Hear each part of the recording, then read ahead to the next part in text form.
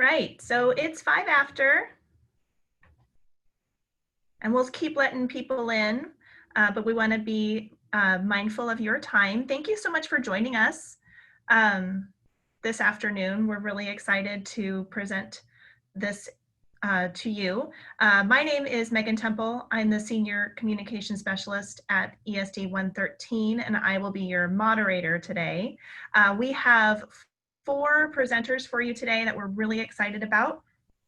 Christian Jodan is our Senior Director of Communications for ESD 113. And then we have 3 of our partners from Qualtrics, Byron Adams, Samantha Murray, and Brett Callahan.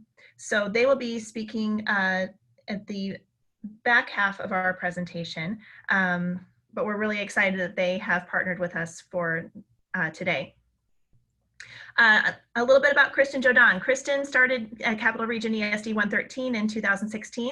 She was hired to create a brand new communications department at the ESD to help tell the ESD story and provide communication services for districts in our region. She's grown that department to a team of 4, of which I'm included, and plans to continue to expand as soon as she can, acknowledging the difficulty of onboarding new employees during COVID-19 telework environment. Kristen joined the ESD after working for 4 years and in state-level school communications at OSPI. Byron Adams is a K-12 specialist at Qualtrics. Prior to joining Qualtrics, he directed school turnaround, climate and culture, and professional development in Boston and Chicago school districts. Brett Callahan is a K-12 account executive with Qualtrics, working with the California, Oregon, and Washington K-12 market. He can be found chasing his kids around when he's not working with his clients at Qualtrics. And Samantha Murray is an XM scientist with over 15 years of K-12 experience in private, charter, and public school settings. A former middle school teacher, research evaluator, and Baltimore County Public Schools District Administrator, Samantha advises Qualtrics clients on how to develop XM programs to drive continuous system and school improvement. So welcome to all of our presenters. To give you an idea of what you can expect today, you're going to be receiving an introduction to communication strategy, tools and tips that you can start using today. You're going to have time for team planning for communications. We're going to be looking at the Reopening Washington Schools 2020 District Planning Guide Communications Overview, community and staff engagement and your needs assessment, another breakout for team planning, and wrap up, and plenty of time for questions and answers.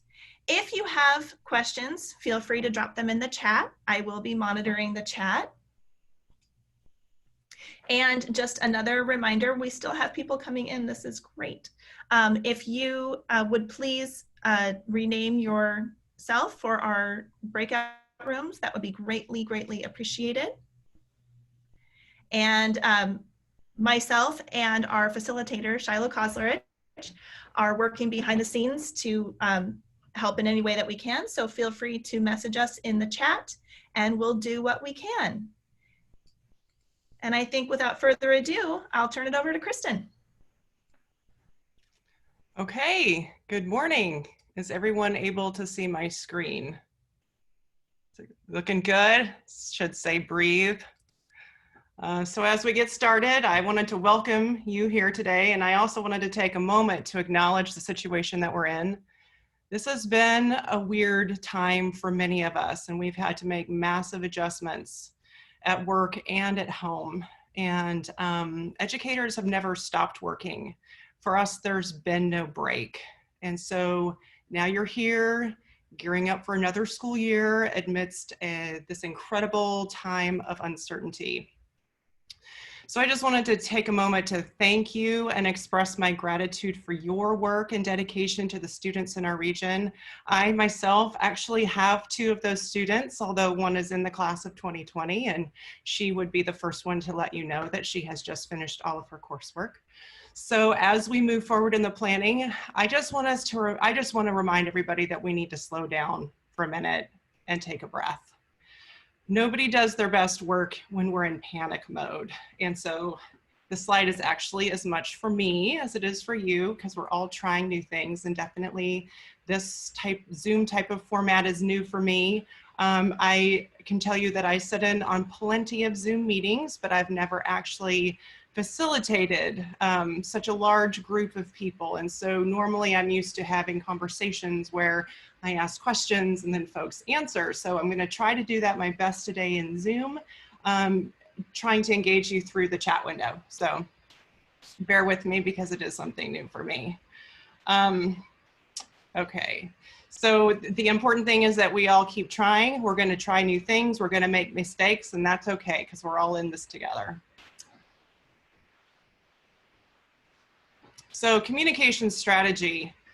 Communications, if you do it well, it takes a lot of effort. It's not easy. And I often say that communications is a practice and that you'll never achieve perfection. It's something that you keep moving toward all the time.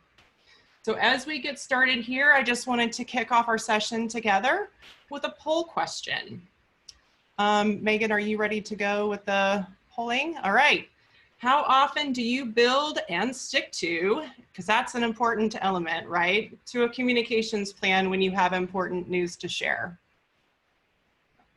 And so we're just going to take about 30 seconds here to let those answers come in.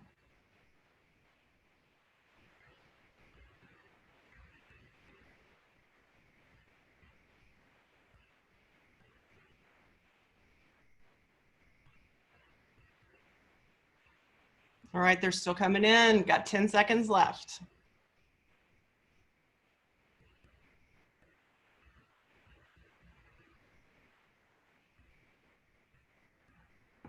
All righty, time's up. Let's review these results here. So folks are doing a pretty good job.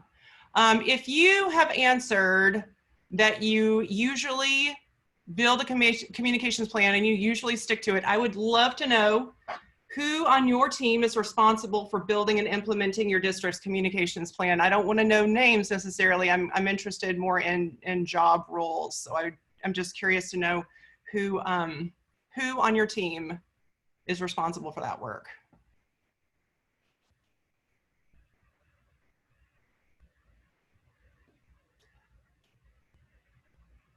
All right, I'm seeing superintendent, building principal, vice principal. Yep. All right, so Yelm has a communications director, communication specialist. Yep.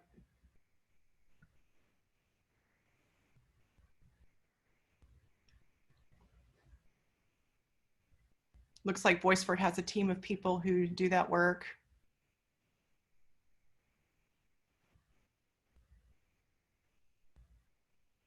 And Elma has a community liaison. That's an interesting idea.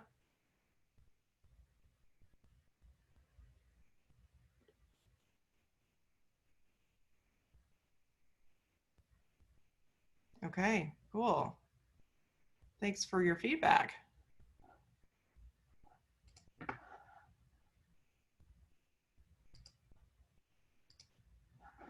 All right, so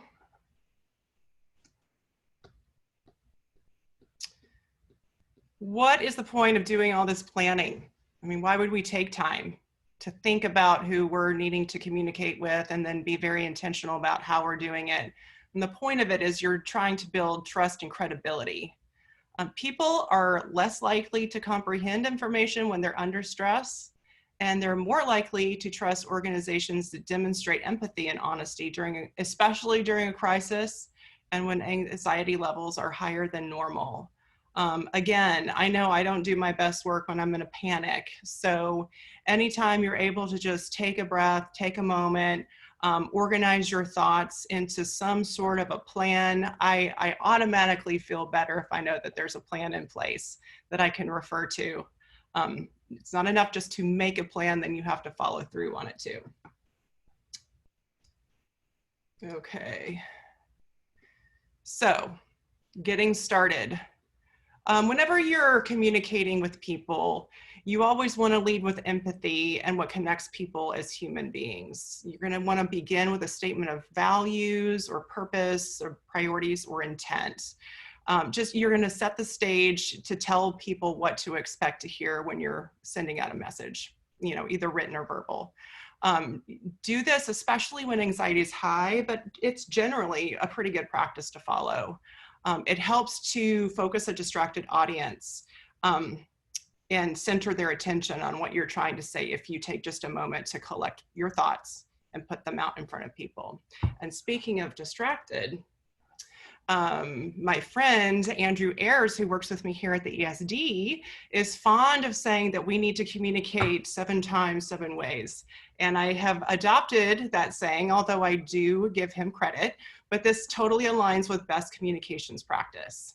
So I tell people all the time that you can't just assume that people are going to see the message the first or second or sometimes even third or fourth time that they see it or hear it. Why would this be? Why are people not able to focus the first time around? I hear people all the time saying, well, they should know because we sent an email and we told them all about it. But there are lots of reasons people could be distracted. I know, speaking for myself, I tend to open my emails on my mobile phone when I'm doing other things. I may not be in a position to take action at the moment that I'm reading the email, and I probably mean to get back to the email when I am less busy, but then I'll forget. And remembering, so you'll also want to remember that when you're writing your message, it's very important to you, and you're probably at work focused on that message, and the people who are receiving your message are probably at home surrounded by other distractions. And so they're much less likely to focus on your important message than you think they should be doing. So pro tip number 1, you're going to want to keep it simple. I talk to people all the time who tell me how educated their audiences are and that they don't need to, they like to use the phrase dumb down their message for a smart audience. But I'm going to argue back and say that you're going to want to aim for a reading level of grade 8 for every audience that you are communicating with. And I am serious about that. I know that your audience is smart and can read at a higher level than grade 8. Typically. And I know that it's really hard to get your message to be, to register at a grade 8. Often when we are talking about important things, we are using a tone to try to convey the importance of the message. And sometimes that language can get kind of out of control and get, a little more complicated than it needs to be. But really the goal of your message, you're trying to get somebody to know, do, think, or feel something. So the easier you can make it for them, the better it's going to be, and the more likely that they're actually going to take action as a result of reading your message. So I would always say, shoot for grade 8 if you can. That's the goal. I like to use the Hemingway app. It's free and it's available online. I use this all the time, especially when I'm doing bulk messaging. And here's what it looks like. So if you are, if you're at Hemingway app, or what did I say? Hemingwayapp.com.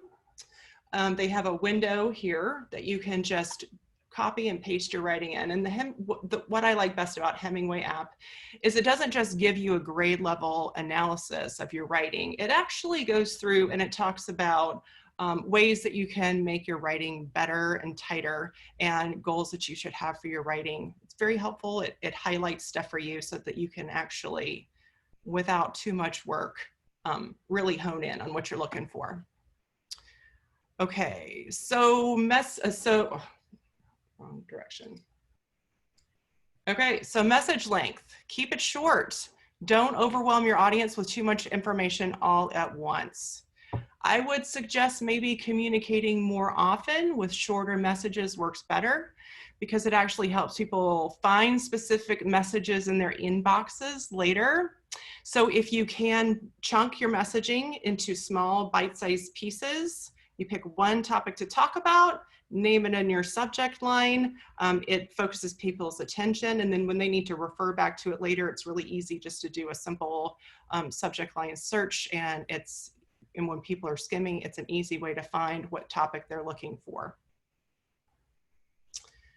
Message structure. Like I mentioned earlier, you're going to want to lead with empathy, especially when emotions are high. But what comes next? In a high stress environment, it's easy for our minds to just sort of expand and kind of be all over the place. This is a formula that I have determined really makes a lot of sense, and it helps to focus your thinking. You're going to want to tell people what you know now. Then you're going to want to tell people what you don't know yet. And then you're going to want to say how you're going to find out more and when to expect an update. Nobody expects you to have all the answers all the time. It would be awesome, and everybody wishes that were the case, but we know we're all human and we're all doing our best. So if you lay out those 4 things every time, it gives it's a structure people can depend on. They sort of know the expectation, and it sets you up for a consistent message. So if you tell people that you're committing to find out more, and then how you're going to do it, and then when the next update will come, make sure that you stick to that commitment. And don't worry if you repeat your content. Remember, your audience is distracted, so it never hurts to have that same information given to them more than once. Now, I don't mean to copy and paste. You're going to want to find a way to sort of restate what you've already stated before. That's totally fine. People actually do need to see the information a few times before the information sets in. If people don't hear from you in the time that they expect to hear from you, or don't read your communications, or they've forgotten that you emailed them that one time, they're likely to tell stories to themselves about why that information is missing, or why they think it might be missing. And those stories usually aren't flattering. And even if you don't have that much news report, that's okay. If you told them you're going to follow up with them, make sure that you do it. Stay connected. Look for ways to stay connected. Establish consistent expectations and stay consistent. Okay, so pro tip. This is my favorite tip of the morning, actually. People don't expect you to be perfect. They expect you to care. So I want you to really think about that, because every time you communicate, you have an opportunity to show care for the people that you're talking to. The more you show you care, the more likely they are to trust what you're saying. You're going to want to show empathy and to be honest and open, and not try to act like you're hiding anything. It's an investment in your relationship, so keep making those deposits, because you will need those deposits in the trusting relationship to smooth things over when things start to go badly. Not saying that they will go badly often, but they will at some point not be ideal. And so the more trust that you've built up over time, the more forgiving your audience will be when you need to deal with those hard situations. So now seems like to be a good time for our first break. So I wanted to check in and see if anybody had any questions so far.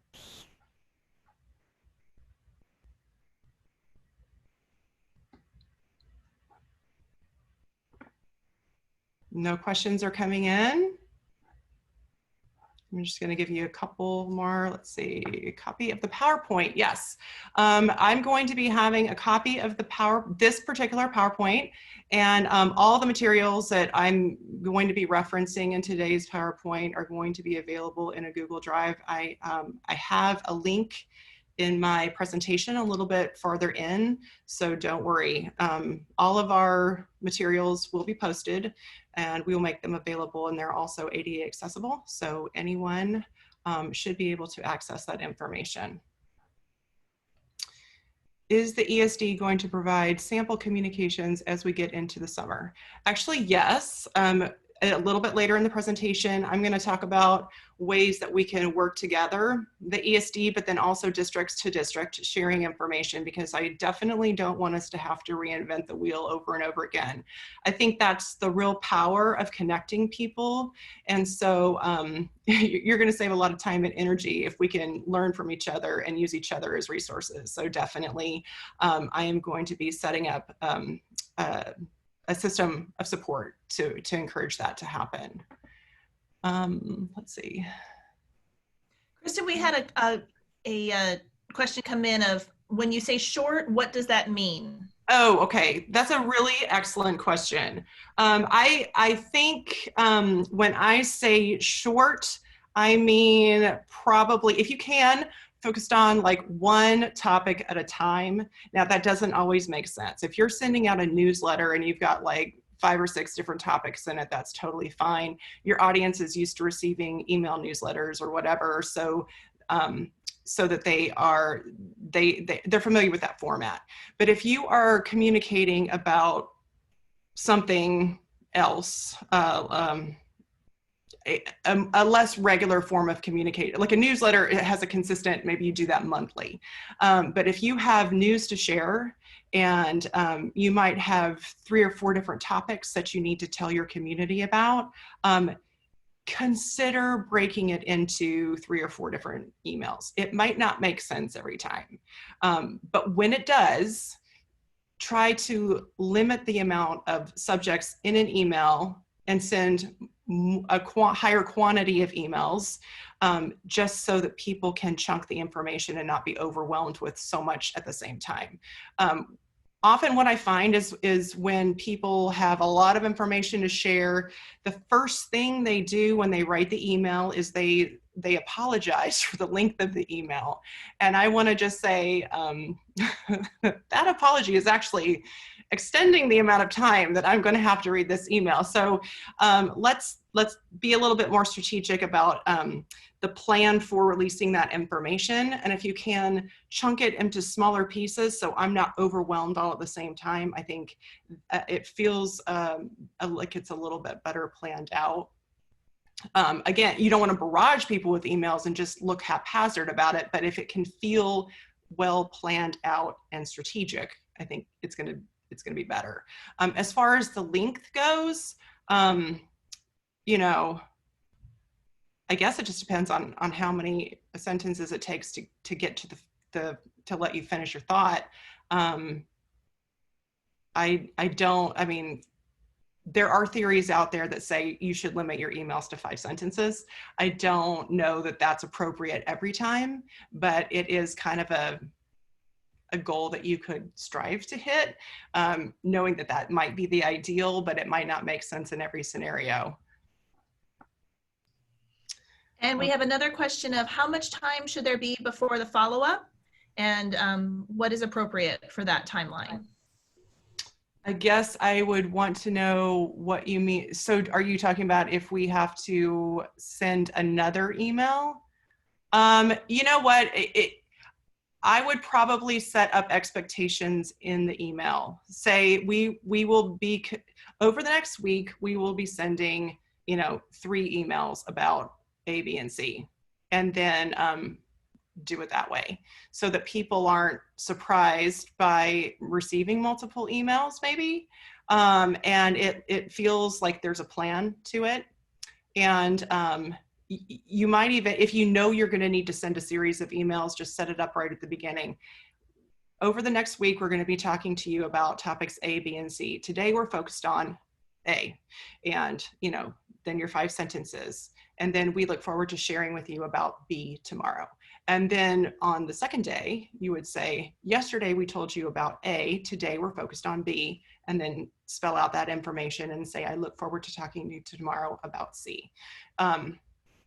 That's an idea. I'm not saying it needs to be like that every time. It's just the more you can chunk information into small bite-sized pieces, the better, because I've seen a study recently that people can see as many as 490,000 words in a day, and they're not going to read all of those 490,000 words for sure, but that's how many they're exposed to. So you want your words to be the ones that they slow down and spend time with. So I'm just looking for every strategy that I can to make sure that if I have something important to say, I want you to know how important it is, and I want you to spend time reading my words and not competing with the other 450,000.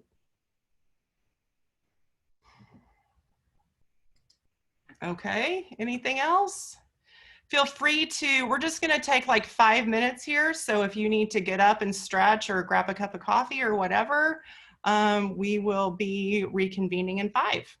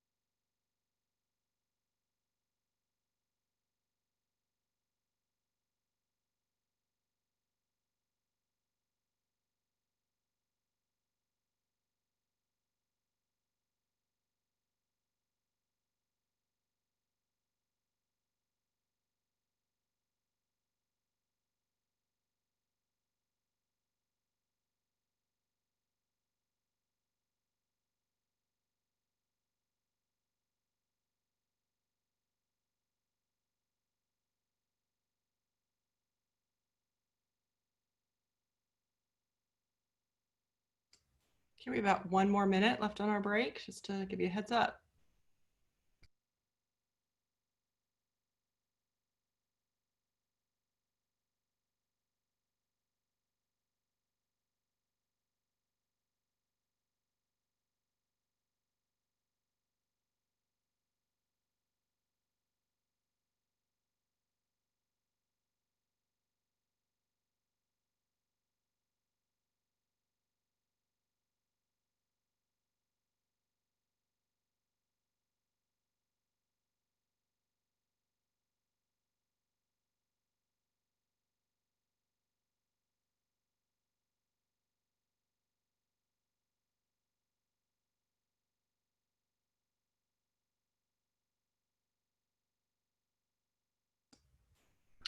Okay, great.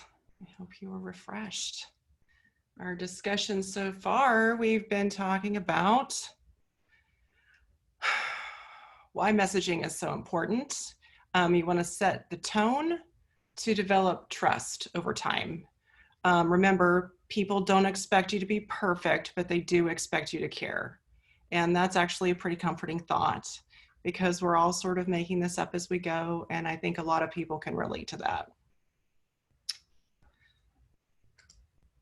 So now we're going to move into a communications plan structure. And you've done a lot of listening so far, and I do appreciate your participation in the poll and asking questions in the chat box. But this is actually where you're going to start working with your team to develop a plan that you are going to use through the summer and into the fall.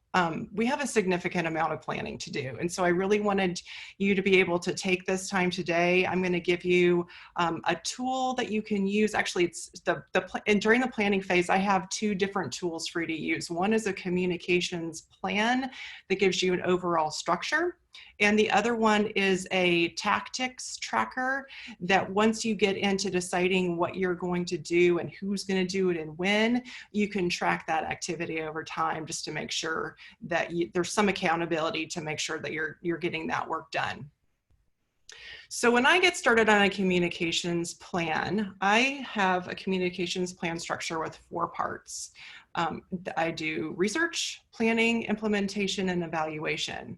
And what I found over time is that most people want to dive straight into the implementation phase because that's the fun part where people start doing videos and creating brochures and coming out with postcards. And that's the graphic design part. That's the colorful part that people get really excited about doing.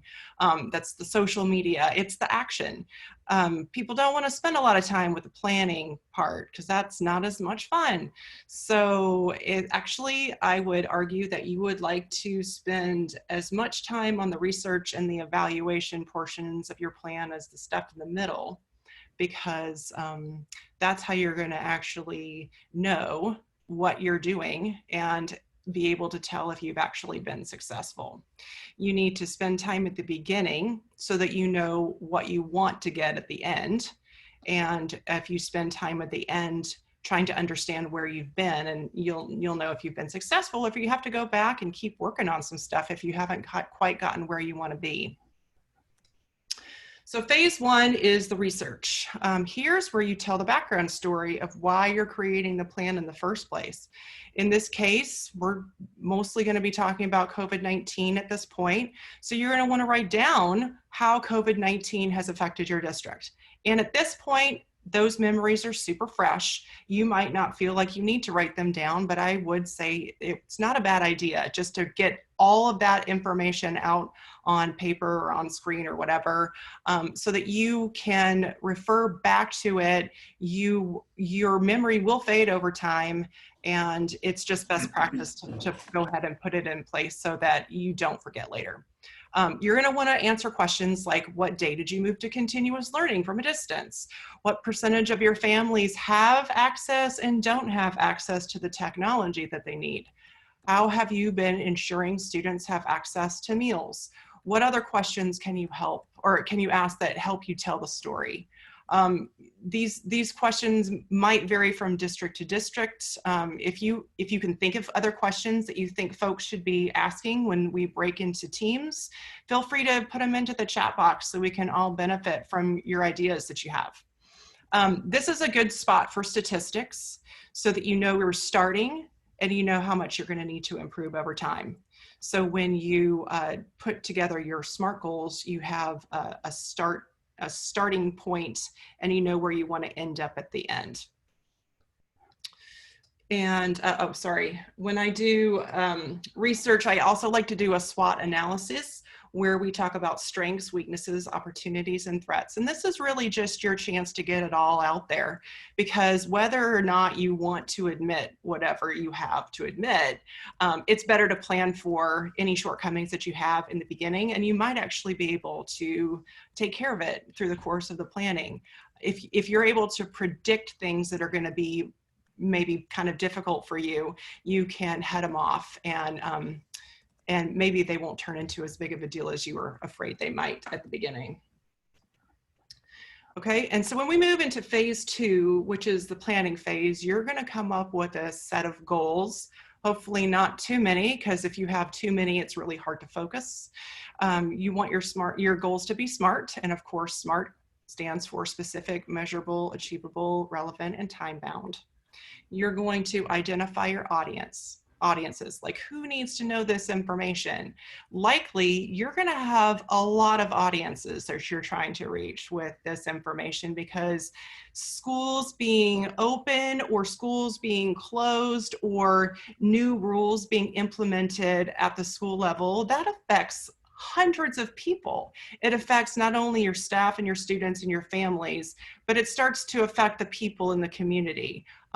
People who run after school daycare, people who might need to be available for tutoring. Like, I don't know necessarily what goes on in your community. This is something that you're going to want to think really hard when you're breaking out into your breakout sessions today, to really be exhaustive about that audience list, and don't put any limitations on it, and be specific. So you might consider breaking your staff audience into, we have district staff, we have elementary staff, we have high school staff. I mean, maybe all these different staffs need to have slightly different information. And you would be choosing key messages according to the different audiences that you're trying to reach. You're going to identify spokespeople, and this is pretty important. For example, do you have a protocol in place now if a reporter calls your school district? Who would be authorized to give an interview? Sometimes reporters like to work around a communication staff person and find somebody in an organization that they feel like would be super helpful, and that person may or may not be authorized to speak to a reporter, but that person might not know, and they're just trying to be helpful, and it's probably not the best way to approach media relations. You're going to want to have a plan, and a situation like a school's closing, situations like that are just a really great opportunity for reporters to call. They're going to want to know more information, because it's kind of a really interesting topic that the people are going to want to talk about. So you're going to develop a list of spokespeople who are authorized to speak about different topics. So so the list for media relations is going to be different and probably a lot shorter than the list of people who can handle parent calls. So those are going to be slightly different messages. There's the people who are authorized to respond are going to be different. And so you need to have a plan for when you're contacted by different groups coming from the outside, what is your plan for having, people authorized to speak to them? It's always better to know, so there aren't any questions and panic when those calls come in. Let's see, you're going to want to develop your key messages, which are a set of talking points that folks should feel comfortable drawing from no matter what situation they're in. As you begin to finalize the big decisions, go ahead and just keep adding them to your list of key messages so that people can stay informed as new decisions become available. Bearing in mind that different audiences are going to need different key messages. I actually have included the set of talking points from OSPI in the Google Drive that I've started. That includes the materials from the session, and I am going to post a link in the chat box right before we go to the breakout session, so that you have access to the tools that I'm talking about now, as well as the talking points from OSPI. So you will have access to that. Okay, phase 3 is implementation, and this is my favorite part. This is everybody's favorite part. You want to make sure that you start with a plan so you know which tools you're going to predict are going to give you the results that you want. I have a question for you. Everybody sort of has their favorite tools that they like to use, but I would kind of want to make sure that those tools are effective. And do you already know what methods each of your audience prefers? And then how do you know what works? So when you're developing your list of audiences, You're going to want to also state all the communications tools you have at your disposal that you're currently using, and make sure that you have alignment between your audience and your tools. And especially now, I think there's an opportunity to increase the audience list. And so that might expose gaps that you have between audience and tool. So the two audiences that come to my mind when I'm thinking about this specific COVID-19 situation would be community partners. We need to make sure that the community is connected to the decision we make. Actually, that's not the group I meant to say. I meant to say local health districts. So that is going to become a new audience for you. Maybe you communicate with them from time to time, but I think especially during COVID-19, you're going to want to make sure that you have a consistent method of communication with your local health department, so that you are aligned on your messaging and that there are no surprises for either one of you moving forward. The other audience that I would really encourage you to include in your plan is other districts from your, at least from your county, if not across the region. I want us to work as a team to be connected with each other so that, again, there aren't any surprises. If the school decides to close or open or do something that is going to affect their district, it's also going to have an effect on the area around them. Not every teacher who works in a district lives in that district. They might live in a neighboring district. So whatever decisions your district is making is going to affect people all around the region. So if you could include the neighboring districts in your communications plan and make sure you have a tool to connect that communication with that audience, I think that's going to do it's going to be a good relationship builder for you and your neighboring districts. I think that we don't want surprises is basically my message here. Match your tools with your audience to avoid that situation, and that leaves the other districts scrambling. And in phase 4, we're all talking about evaluation. What key measures are you going to use to decide if you've met your goals or not met your goals? And what I typically do when I'm working through a communications plan is I don't wait until the very end to look at all of my evaluation results, because sometimes I might be ready to move on to my next project.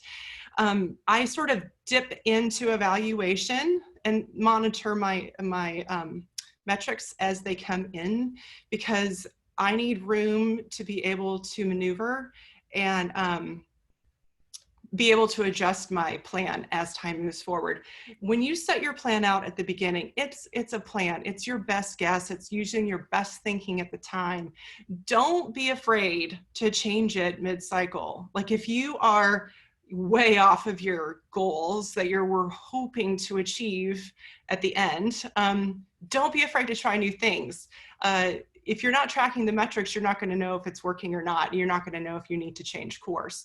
I would suggest that you check in with those measures as often as seems appropriate, and then make those little adjustments as we move through.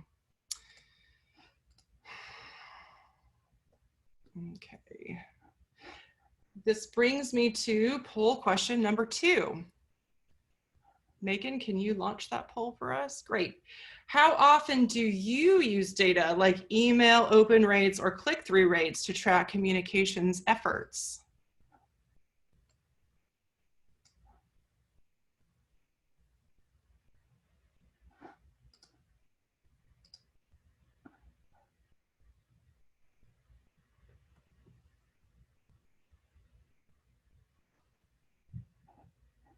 Okay, I have our timer going. We have about 20 seconds left. Those answers are coming in.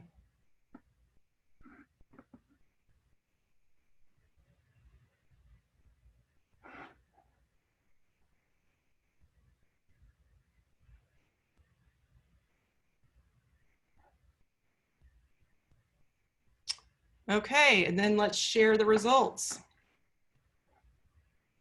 Okay, so 6 of you say you do that all the time. That's awesome. And it looks like this is an opportunity for some people to learn about some tools and to maybe incorporate it into your practice, or at least learn about it and think about doing it. You could start slowly. I know we have, you know, it's one of those habits that you get into, and once you start doing it, you crave the information the next time around. So I think it's habit forming. I do have a follow-up question to that. If you're those districts that all the time or usually check their statistics, I would be curious to know what tools you use. If you could enter that into the chat box, that'd be really helpful.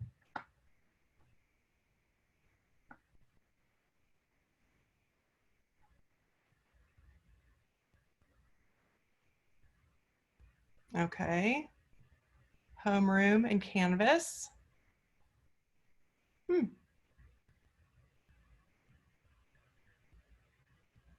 Great.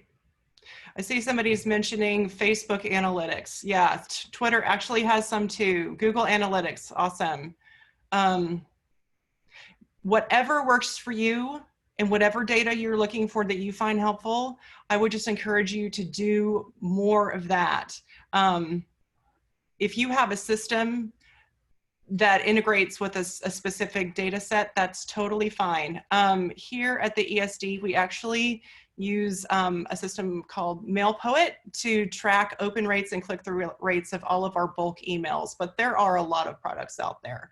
Our MailPoet actually integrates into our website, so we can pull stories and stuff from our website and share it with people directly through email. So we found that that system works for us.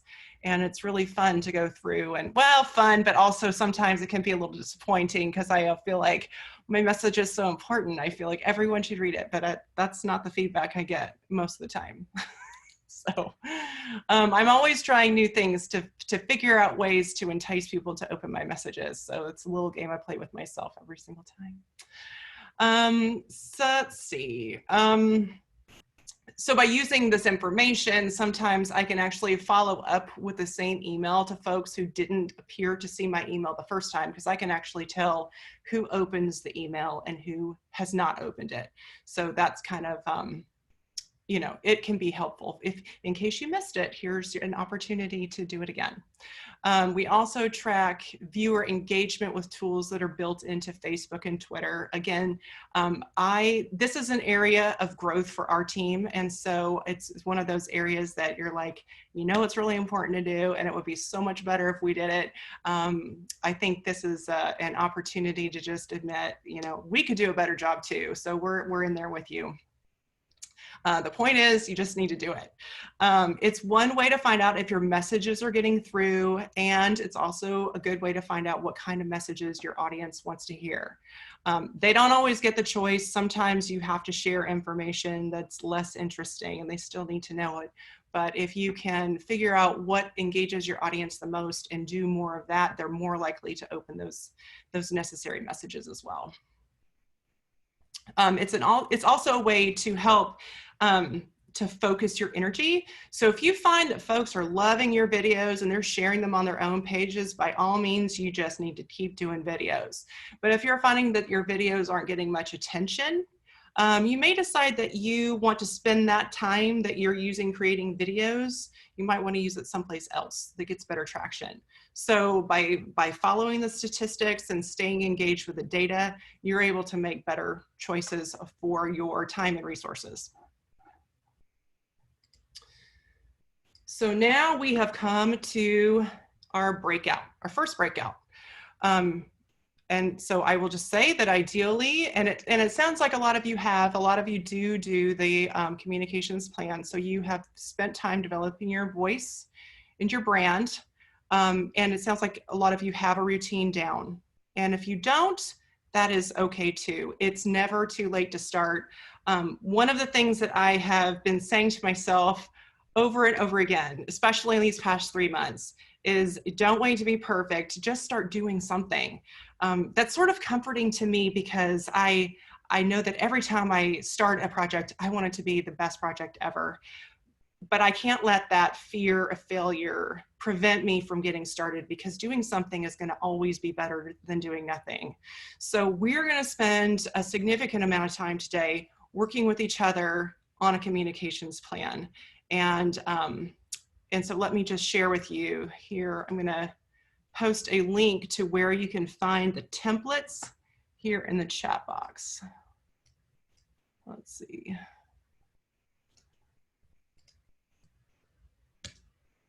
Okay.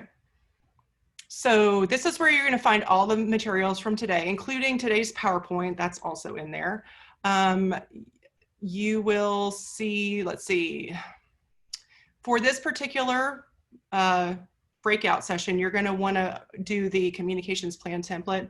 I would also say you're going to want to look at the tactical tracker as well. You might not get to the tactical tracker because filling out the communications plan honestly takes kind of a long time. Just full disclosure, every time I start one of these, it takes me probably 2 hours to really feel like I have done the work in order to create a communications plan that's actually usable. I ask a lot of questions when I get started, and some basic questions. I just really feel like we need to all remember what it's like not to know stuff. And so if I can come in and ask those really basic questions, that's probably where your audience is going to be starting too. So don't be afraid to ask the dumb questions. I tell people all the time, that's my job. So, so spend time going through the communications plan. If you are a district that has a communication staff, or you use communications planning all the time, you might have your own system for doing this. I have my own system for doing it. I would be curious to have you compare the two and just find out if there are some things that you like about your own system, or some things that you can learn from mine, and see if there's, you know, just compare and contrast and see if there's elements of both that you can sort of combine into the super plan. And then, so yeah, like the template really should walk you through all the steps that you need. And it asks questions in there to just really get you to think. So does anybody have any questions before we head out? We're going to be heading out for like 30 minutes. So there's plenty of time to like get that conversation started, but don't feel like you have to finish it today. This is just to launch you. I'm happy to answer any questions. I can pop around into breakout rooms if you want me to. I'll be in this general session if you ever want to come back and ask a question or whatever. How are we feeling about that? Is that an okay plan? Anybody? Are we good? We're going to do district teams because I really want you to be able to talk with the people in your district and start to feel like you have you've had some brainstorming time together to get your plan going. Okay. Not seeing any questions come in through the chat. So I think we're good. Do we want to start the breakout, Shiloh? Are we ready to go? We're all set. We'll see you guys in a little bit. Okay, half an hour. Or I'll be here if you need me.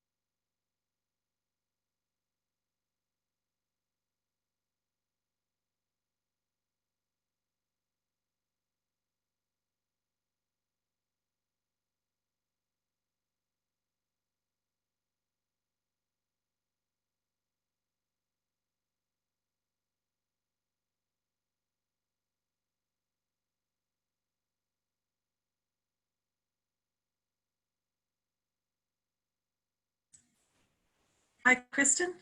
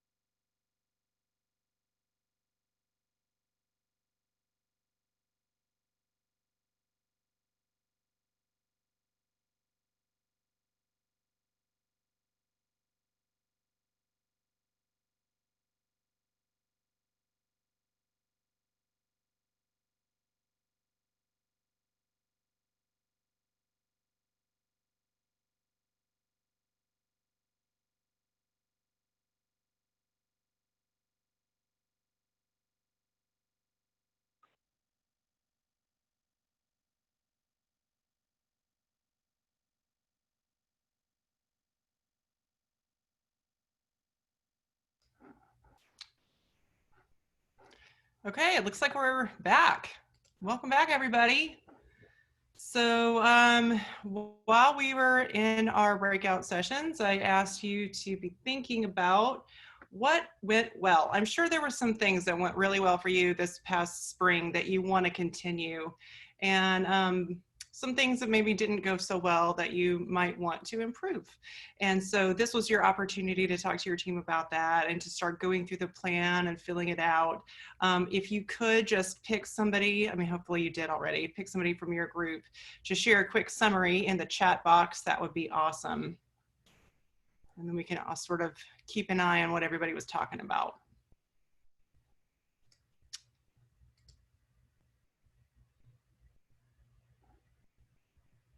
All right, keep those comments coming in. I'm gonna keep moving. We have a presenter who is joining us here today who has a hard stop at 2:55. So I wanna make sure we have time to hear her whole presentation.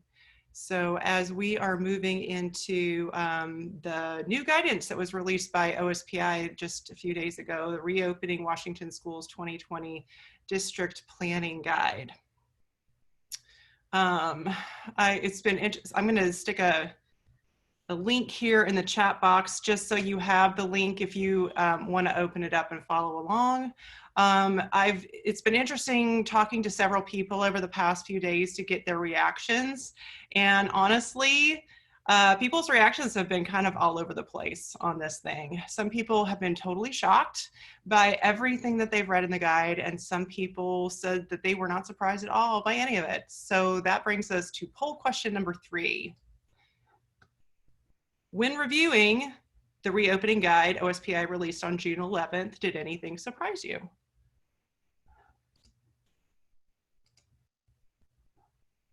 So we got our 30-second timer going.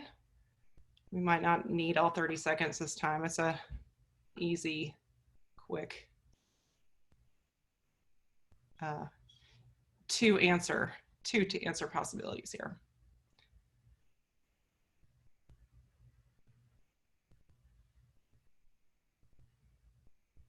Okay. All right. And just wrapping up here, let's go ahead and share those results. 50-50. Okay. See what I mean? So if you were one of those folks that was surprised by something, what was it? I'd be curious to know if you want to share your thoughts in the chat box over here. I am keeping, it helps me to learn when you share that information with me. I'm always curious to know what I can learn about how things are communicated. It helps me make my practice better. Just always curious to know, get feedback from folks. Okay, preparing to reopen.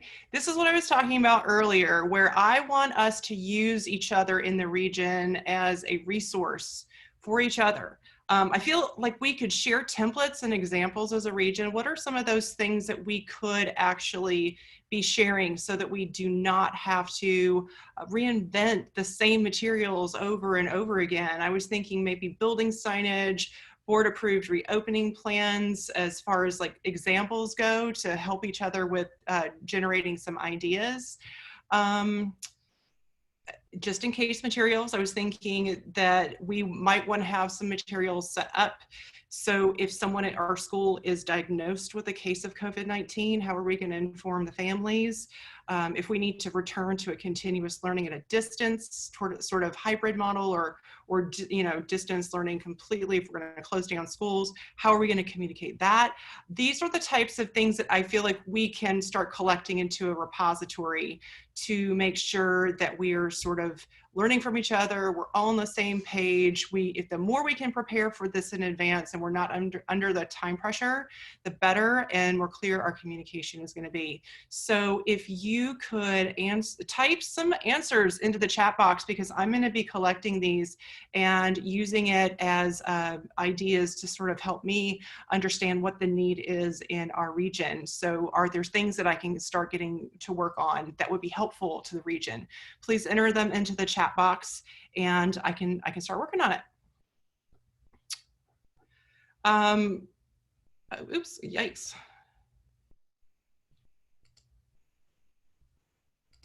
Okay.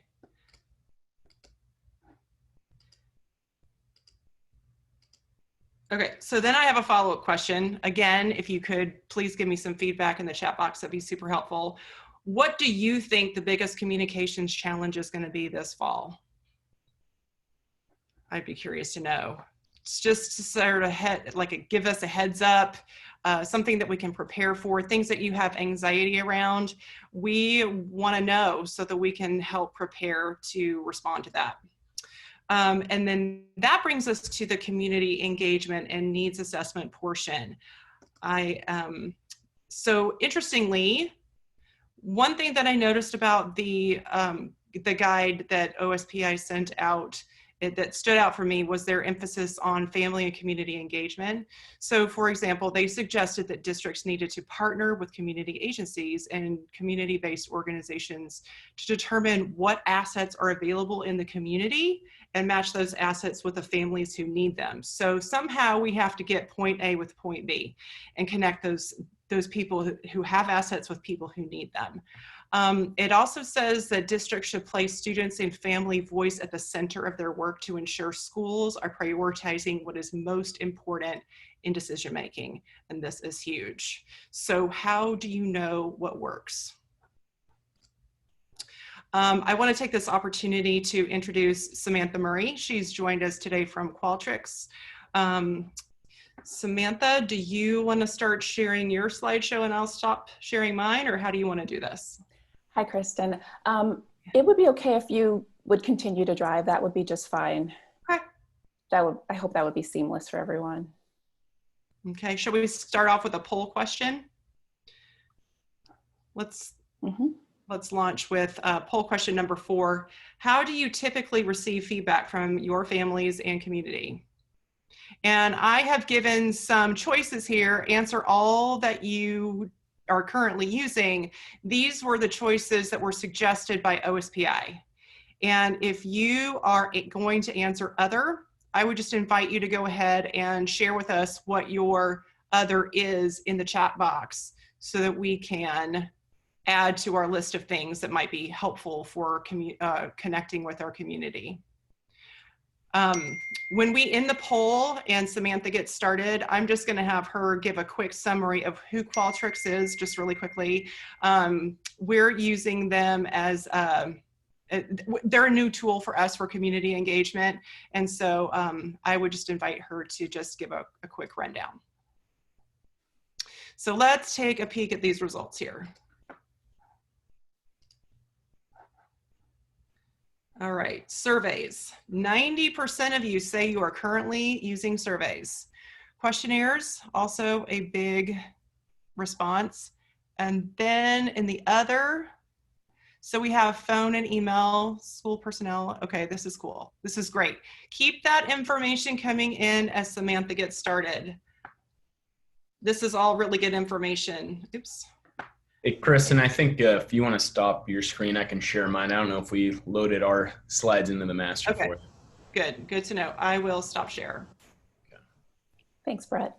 Yeah, and I was just going to introduce myself. So Brett Callahan with Qualtrics, partner with Samantha Murray and Byron Adams, who are going to be presenting.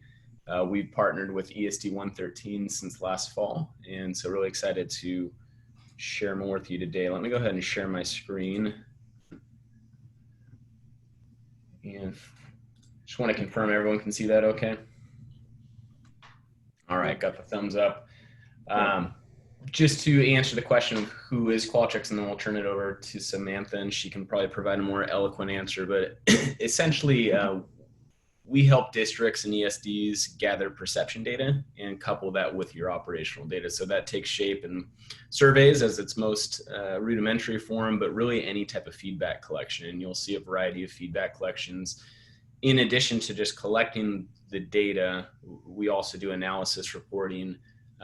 So that can, you know, in non-COVID terms, that can be everything from climate and culture to professional development, general community engagement. There's probably 80 different use cases across the district, but during COVID, we have quite a bit that, you know, can help folks today. And so when Kristen reached out, what we thought would be beneficial for today is to go really over why engagement matters and some best practices, which Samantha will cover, and then really pause and look at how we can best align to some of the state guidelines that came out. I saw in some of the chat, there's some kind of concern in terms of direction around that.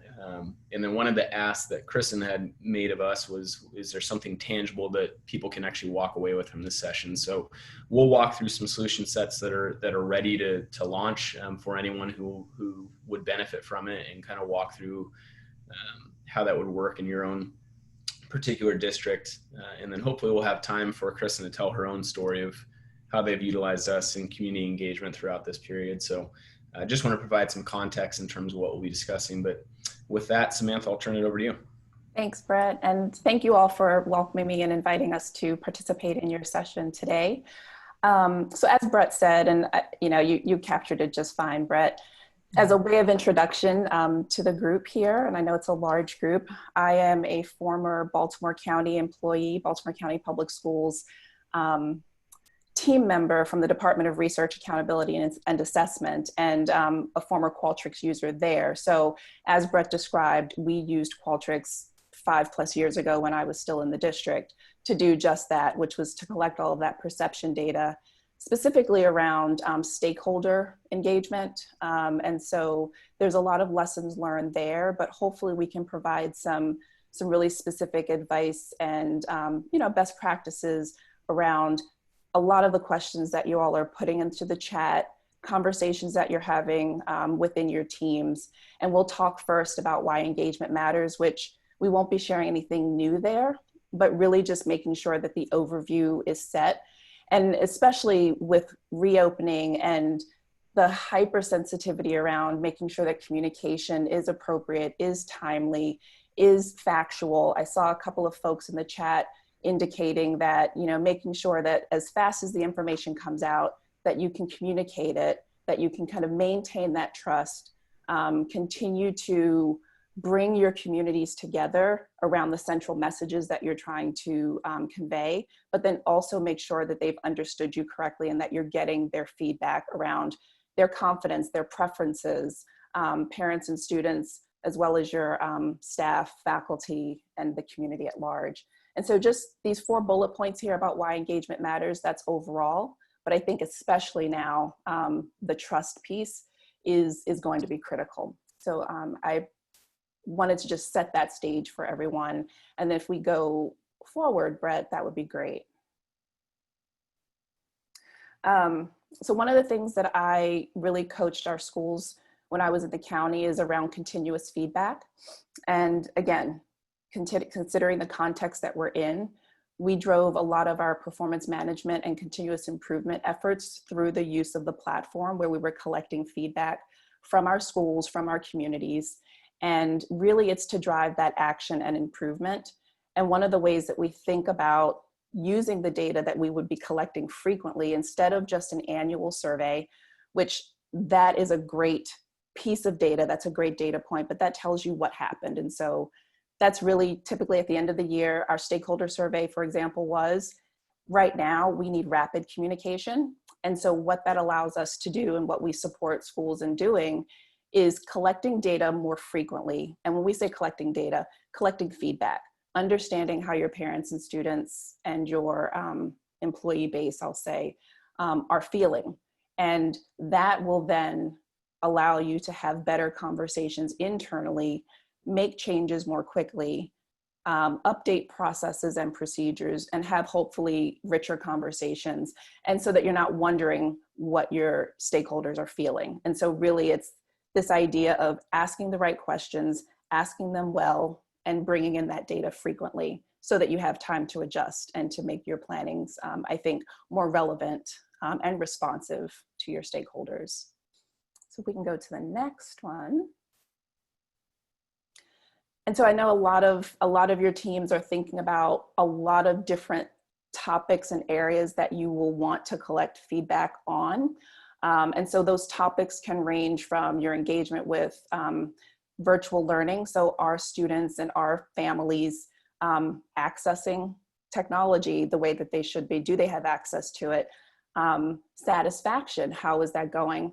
Readiness to return. We're hearing a lot about social emotional learning as well as well-being, staff professional development. And as you all think about other topics that you would want to get your community's feedback on, what are some of those other survey topics that you might be considering? And so that's something that I invite you to put into the chat if you would like, but also just to think about what are some of the topics that you are wanting to ask your community about. And as you're doing that, just to think of at least 3 things when you're thinking about the types of surveys that you would be sending. And so 1, what is their purpose? And so often we want to ask everything in one survey. And that can be overburdensome and that can take a lot of time. And so as you're thinking about your communication strategy and getting feedback, think about what is the most important thing to know now and try to prioritize and separate, if you can, the types of surveys that you send out so that you get that feedback, continuous feedback, without overwhelming your families and overwhelming your staff and communities. And then making sure that you have a conversation about how you'd like to use that data. And then as you are collecting it, as you are analyzing it and having internal conversations, returning sort of that feedback to your community to say, I heard you, this is what we understand, and then continuously asking those questions to drive continuous improvement, especially with planning and to reopen. Okay, we can go on to the next slide. And please feel free, if you have questions along the way, to put those into the chat as well. I think these next set of slides will just be a very high-level overview of some of the essential tips and tricks that we would typically talk about in terms of writing effective survey questions. Certainly we can go a lot deeper into any one of these topics, but again, we wanted to maximize the time here.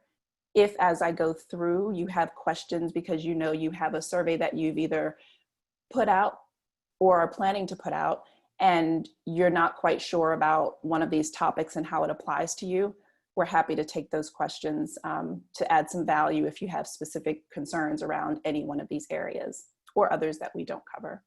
So these topics here, making sure every question is necessary, super important. There are must knows, and then there are nice to knows. There are, you know, essential questions that you need to get out, and then there are others that maybe in terms of prioritization aren't necessary right now. So think of those things as you're planning. The shorter, the better, but also very impactful. You want to make sure that you ask direct questions. Asking one question at a time is really about thinking about your respondent, thinking about your students, your parents, your teachers.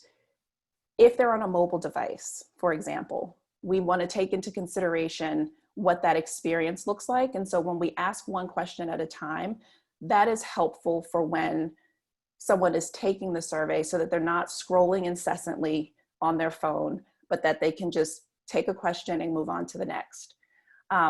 More sophisticated sort of ways of thinking about this would be to avoid leading and biased questions. Speaking your respondent's language, that's both literally and figuratively. So obviously if there's a language translation, you want to do that, but also keeping the language very simple. As academics, as those of us in education, we want to make sure that we are actually addressing the reading level. And so generally speaking, when we're sending surveys to adults, we tend to overcomplicate the question. Direct and simple is what the advice is there. So speaking the language, it doesn't have to be formal. It can be, it can almost be, if there's a common jargon that you use, you might want to use that, but definitely don't use things like acronyms that people might not understand. And then we'll talk about these other points too, avoiding grids and matrices if at all possible, rephrasing yes and no questions. That gets into how do you use the data, and then taking your survey for a test drive. And so, you know, we always recommend that you test it internally just to make sure that there are not any kinks with the way that it was built, but also that your intentions are coming across with each of your questions. And so somebody will hopefully say, hey, that question doesn't make sense. And then you have a chance to edit. So we'll run through examples of some of these and get your thoughts and feedback in the chat if you'd like. But in terms of asking direct questions, and so these are non-education questions just to get you guys out of that, the language of education. And so how often are you particularly averse to risky situations? That's a weird way to ask that question. The more direct question is, how often do you take risks? So that's one pass of sort of editing that you can do when you're writing questions. Get the question down, but then think, how can I ask this more directly? So if we go to the next slide, so here's another one. So asking one question at a time. We like to get a lot of information. Here's a question that I see often, and we made this mistake in Baltimore County. It's the question of communication. It's about how strongly do you agree or disagree that communication is timely, relevant, and whatever the third thing is. And we would get that data back and we're like, okay, are they saying that it's timely, that they agree, that it's relevant? And so we couldn't quite parse out and understand exactly what the response was because we asked more than one question. So which cereal do you think is the healthiest and most delicious? Well, what are they responding to there? The healthiest piece of it or the most delicious piece? You want to ask one question at a time. And you could even just say which cereal is your favorite. Or if you're focusing on health and deliciousness, focus on that. Okay. Avoiding leading and biased questions. I think sometimes this is natural in conversation. So again, if we take a quick step back when we're writing questions, this example of Channel 6 News, there is the first leading part of this is actually priming someone to believe or to strongly oppose that Channel 6 News weather forecasting is the most accurate. Just drop that because you want an unbiased or you want to reduce the bias in your responses. So you simply just ask, how often do you feel Channel 6's news weather forecasting is accurate? Don't lead with someone's opinion about whether it is or not. And so as it relates to schools, if you have an interest in understanding how well you're doing with communication, for example, you just simply ask that direct question and not lead it with, you know, we're doing a great job this year, aren't we? How well do you think we're doing? And so we go to the next one, Brett, thank you.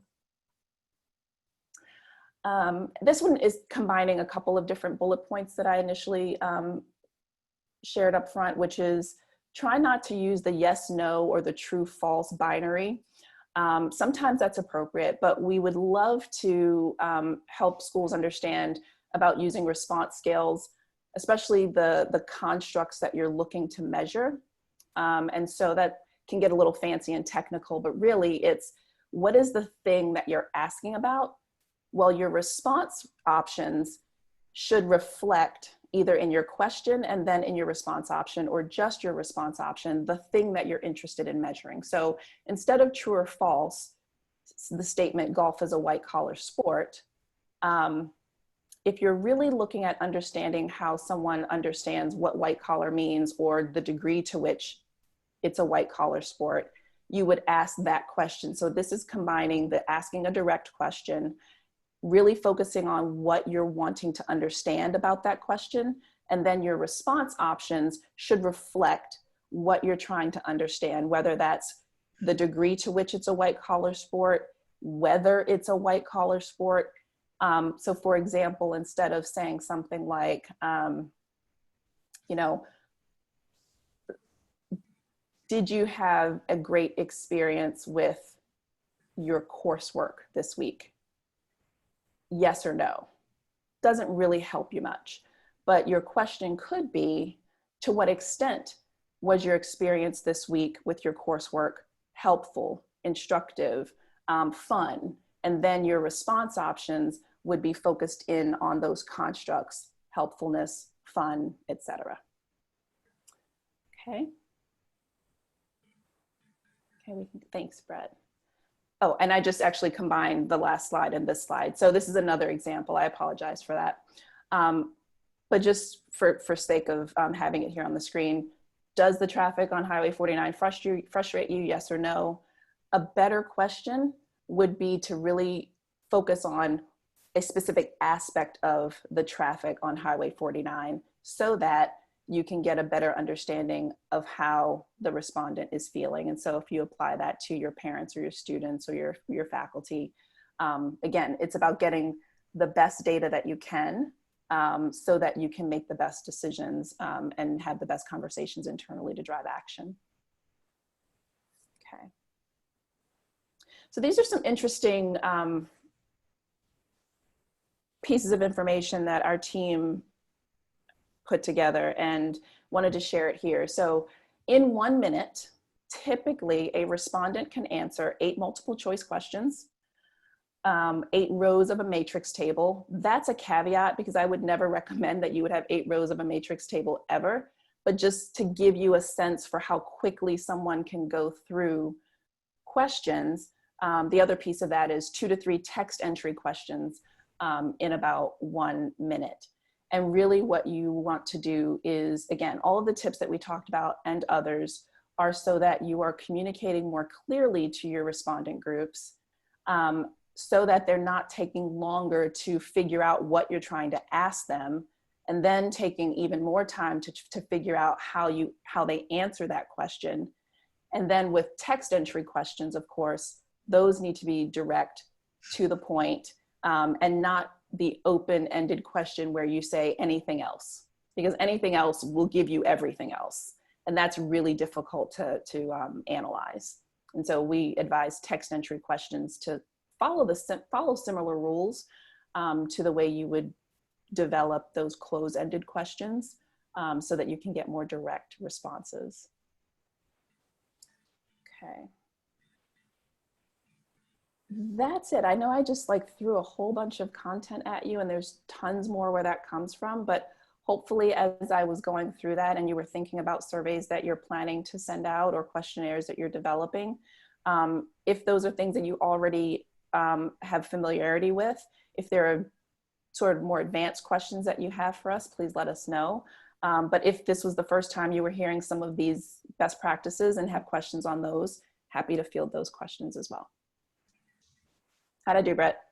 I think think I we did. great. You kept right Okay. on your timing, so we appreciate it. And Kristen, I Excellent. believe we already ran this poll question, correct? So we can skip We forward on did, that. yep. We can head straight into Byron and you if you want to do that. Sure. Byron, I just want to confirm you're on, sir. I am. Hello, All right. everyone. I will turn it over to you for this section.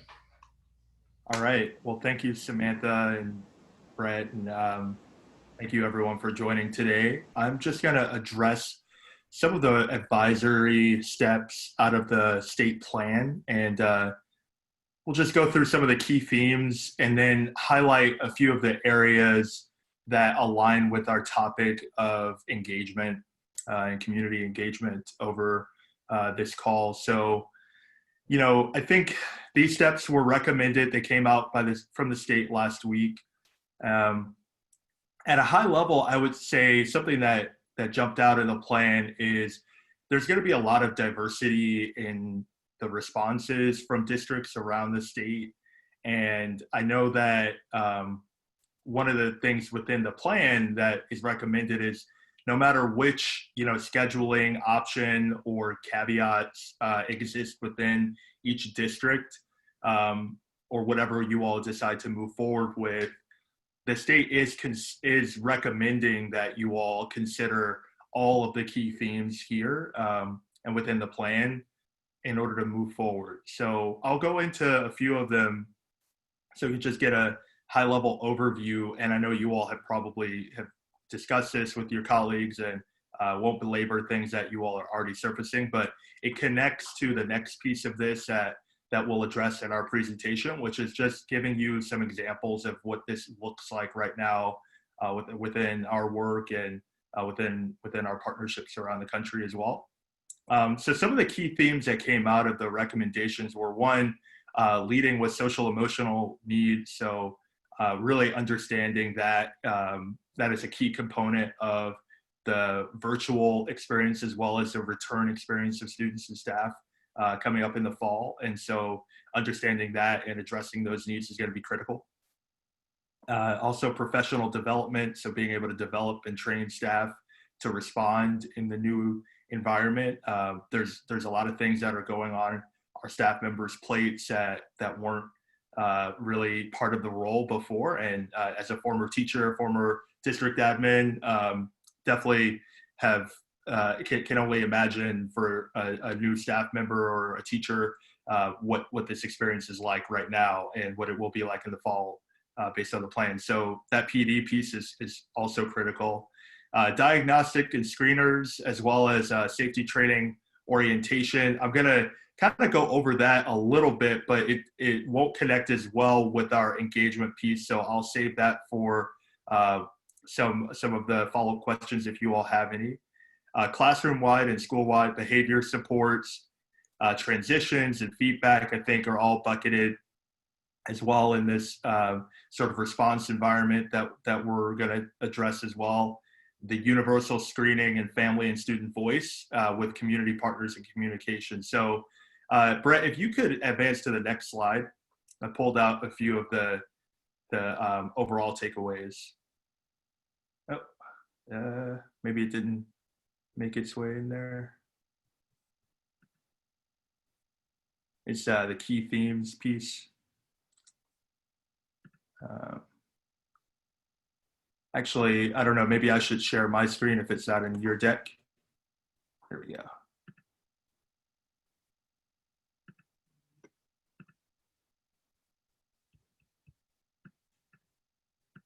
All right.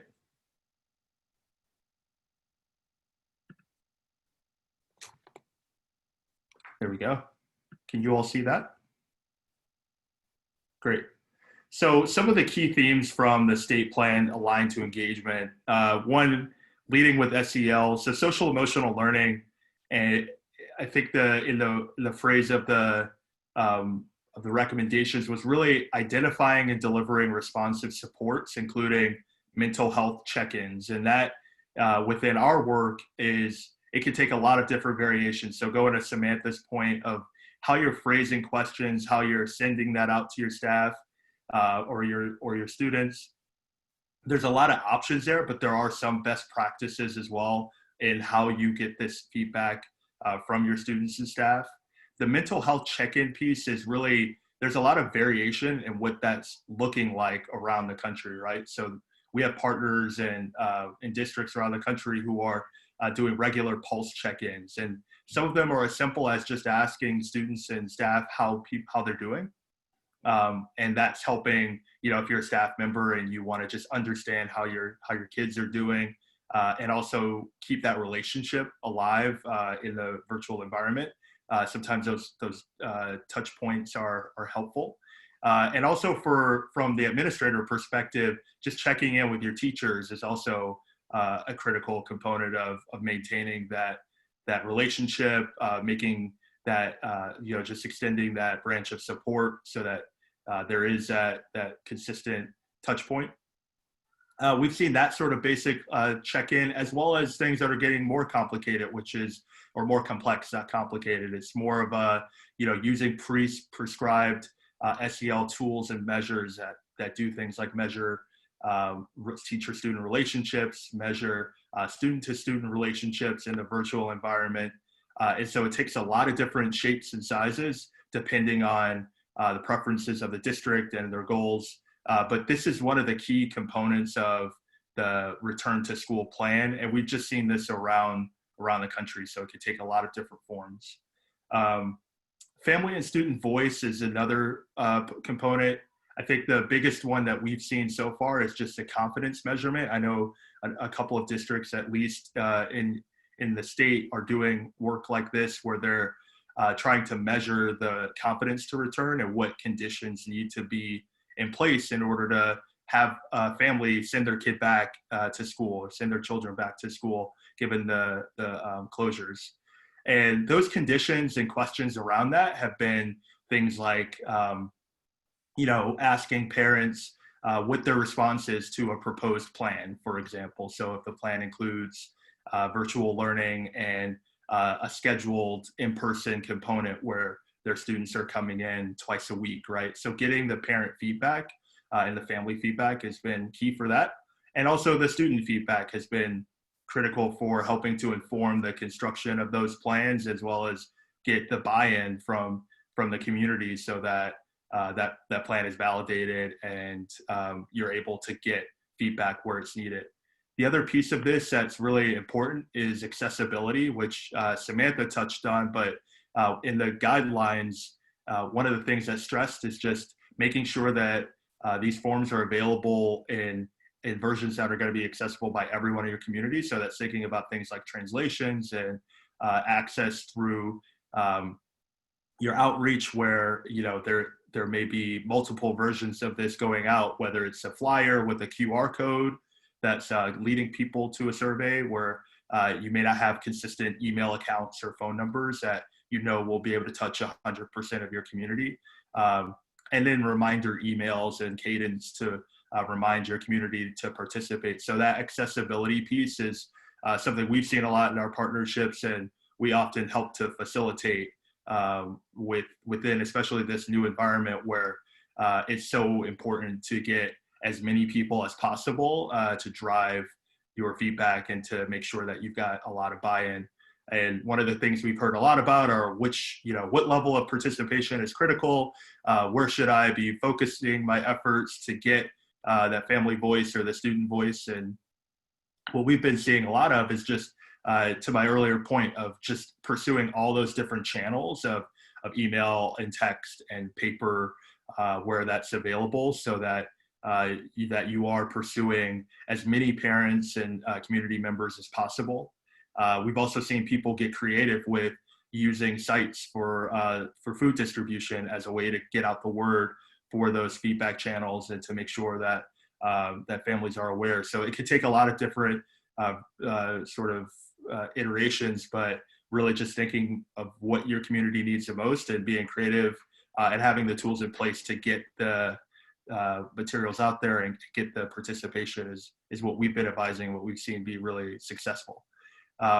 Finally, the key theme from the state guidelines that we've seen aligned to engagement here are feedback in virtual settings. So this is there's a lot of different ways this could look, but the one that jumped out in the guidelines, and we've seen a lot of people thinking about this around the country too, is just how to train teachers to provide students on how they can reflect on and evaluate their own learning. One of the big components of being at home for so long and having this long period of time without in-person instruction that we've heard is a concern over learning loss and what the impact of this could ultimately be on students. And so one of the things as we're getting back into multiple forms of learning delivery, whether it's in-person or hybrid or all virtual, is giving students the opportunity to start to be more in positions of ownership of their learning. So that could be self-grading and providing feedback to themselves. It could be small groups of peers and students working together in work groups and providing each other feedback. And we've also seen that in the form of things like daily questionnaires where students are measuring their own mastery and letting their teacher know how they feel. And their teacher is regularly checking in on that and using that data to help guide their own support of students so they know, hey, here are the touch points that I need to have based on my student feedback. This group of students is reporting that they've mastered it, so I can focus on my other groups of students who may need more support. Maybe that's setting up of office hours where they're checking in over Zoom, or if you do have the in-person touch points where you're setting up an office hours sort of component. It's all going to look so different because you all will have that insight into ultimately what this will look like in your districts, in your schools, but having that flexible tool in place that can do all of these things in one sort of dashboard and one component is going to be key. And we've just seen that be really successful around the country, even given the immense diversity of approaches and the needs around communities that we've worked with. So I'll pause there. I know that's a lot of information, and we'll hand it over to Brett, who can get into a couple of the specifics of what this looks like for a few of our partners around the country. Thank you all. Thanks, Byron. Yeah, and I definitely want to encourage, as there are questions that come up, feel free to chat them out. Always interesting when you're presenting to over 100 people and you don't have the ability to see folks' faces and interact on a more personal level. So I promise to stop sliding you too much. I know we've had a lot of slides today, but I'm going to show you 2 or 3 more, and then we're going to jump into a solution set that actually is ready to launch for anyone, because the idea, again, just reiterating when I spoke with Kristen, we were honored to be invited to partner on this, was how do you as participants walk away with something that is of value, that's tangible, that can be implemented now that state guidelines are out. And so again, we feel like it's an immense responsibility given the capability of the technology that we have for districts to share this on a mass scale, because we can really help right now. And we've done that in mass at big levels, both within K-12 and higher education. So again, let me get through 2 or 3 more slides, and then we'll actually jump into some projects in a breakout session. So really, as we looked as a leadership team into how we can help K-12, it's and I know a lot of folks are waiting on state guidelines to come down. It seems like there's mixed reviews of where, especially around transportation, some other elements of where your particular district falls into that scope. But I would say that first element of ask is still right where we're at, but quickly it's going to be into analyze and act, because there's, I've heard this from a lot of our clients where there's almost been this level of forgiveness during this period where we're in unprecedented times. Folks gave us some latitude to figure things out, but I think as of July 1, some of that latitude goes away a little bit, where they expect a plan in place, they expect action to be taken. So one of the things that we came out with as an organization, and I will share this in follow-up with Kristen, because we have several free solutions that anyone can access, and then we have some other solutions that aren't free, but certainly carry their weight throughout the year. we landed originally on this phase of how to immediately react. And if you all can rewind your brains back to March and April, which probably seems like 2 years ago, back to where is this immediate need to just facilitate, okay, how do we gauge folks in terms of accessibility to connectivity, to technology, to meals, social emotional well-being, and then also looking at educators, right? Well, how well trained are they to deliver distance learning content? What is their well-being? What do they need additional training on regarding technology or just general guidelines going forward? And so that was kind of that initial phase we see on this first column. So we have some free solutions, which again, I'd be happy to share out, which are all editable. But where we kind of find ourselves now is this plan to return, or firmly in this plan to return, where we're looking at how ready is our community to get back into a classroom setting and what conditions are in play. It sounds like there's a lot of autonomy in terms of districts being able to make some decisions in terms of how they want to scale back in. I think there's the overwhelming response is we want to return in some capacity, but what does that capacity look like? And so using data to support administrative decisions is huge right now. Not just going off of a hunch, but saying, hey, look, this is what you all said early June. This is what you said late June. This is what you said mid-July. And this is what we're aligning to state guidelines and why we feel confident returning in such and such a fashion. So I will show you a couple projects that are fully baked. I know one thing right now when you're dealing with a pandemic and you're wearing multiple hats already is you don't want to reinvent the wheel. So we have created the wheel for you. We have a couple great projects that are ready to launch called our readiness assessments. So these are meant for guardians and educators first and foremost. And then if you ever wanted to take it a step further, we do have the technology to do full-blown symptom tracking. So I know we've been working with a lot of higher education universities because they're bringing back athletes early and trying to prep in group athletics and noticing COVID cases spiking as they're getting those athletes together. So the thought is, okay, we can't do this on a manual basis, and that's just with a few hundred athletes. How are we going to do this on a mass scale when we have 30,000 kids returning, or in some of your cases, 2,000 kids returning or 5,000 kids returning? So that ability to do symptom tracking and then automate a lot of processes. The idea is to save you all time and use data to support really tough decisions you have to make over the next couple of months. And also thinking about not just a direct survey. Someone had mentioned it in the chat, but looking at all the different distribution methods we can use and being tactical in that. Certainly you can email out surveys, but you can have anonymous links on your website. You can text it. You can use QR codes.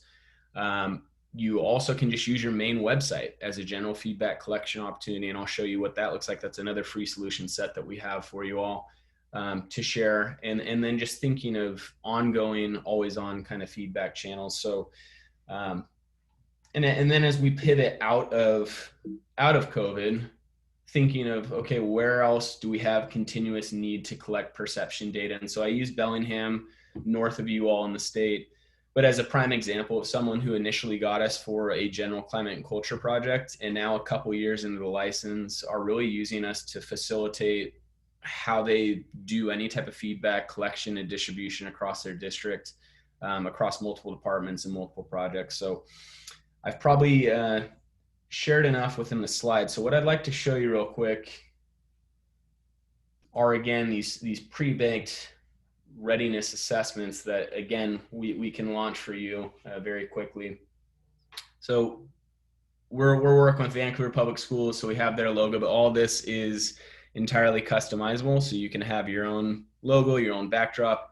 And as you can see, it's all mobile enabled. So if, I think as Kristen said in the opening, most of her emails she gets on her cell phone, she responds. There seems to be a higher response rate being able to have that mobile capacity. But this is meant to be a guardian assessment. And so when you look at us returning, you're asking, okay, with cautionary measures in place, will you be sending your children to school on such and such start date? So if I say, yes, I plan to, but I do have concerns. Okay, what concerns do you have right now about your child returning? I would assume a lot of folks are concerned with catching corona or it spreading, the ability or inability to social distance in school set. And then someone mentioned appropriate daycare. That's obviously a real issue right now in terms of how we facilitate daycare.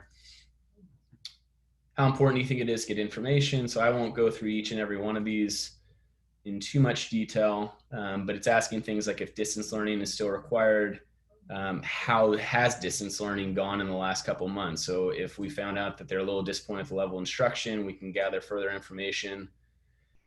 And then I know a difficult decision, whether this is in scheduling or transportation, is looking at people's availability, right? So when we're looking at what days may be most applicable, so let's say Monday, Wednesday, Friday may work best for my family. And the time slot that would work best would be the morning shift. As you collect that information, again, you can go ahead and make more comfortable decisions going forward in terms of responding to your guardians, and what would make you feel more comfortable at returning your kids to school. So if I knew that we had daily individual health checks, that there was the ability to be contacted if someone did get sick, or that guidance from local providers going forward, and then just finally asking if they're comfortable with a daily symptom health check. So let's say that I'm not in this scenario. So that's from the guardian perspective. And then from the educator perspective, very similar. But we're asking general questions. How supported do you feel by the school? Let's say if you have concerns. So it's going to run through relatively same project, but what would make you feel comfortable in returning? So I won't go through all those. Everyone can look at the questions. I've actually shared them with Kristen, and she has them in the Google Doc that's a shared folder. But just taking this a step further, as an administrator, where maybe you don't have a whole lot of time to look at this, one of the elements that could be helpful is just the ability to take a snapshot. If I want to look at a particular school site, or break it down by grade level and look at all the responses to what my confidence is for my stakeholders to return. Let's say that we did engage with folks and our student and families, about 80% of them felt comfortable, but our faculty is at 60%. And again, this is in mid-June.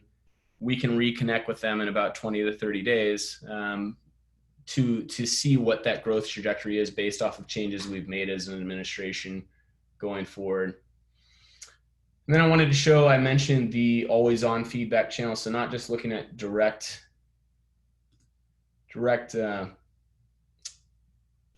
survey, but also looking at the ability to embed something on a website, because obviously that's where a lot of people land just to look for general information. So this is another way in which we can share information, we can gather information and have that routed appropriately. So let's say, for example, that someone reports, you had something about wanting to schedule a visit with, a school counselor. You can actually route that appropriately to the specific school counselor instead of having this just sit unattended to.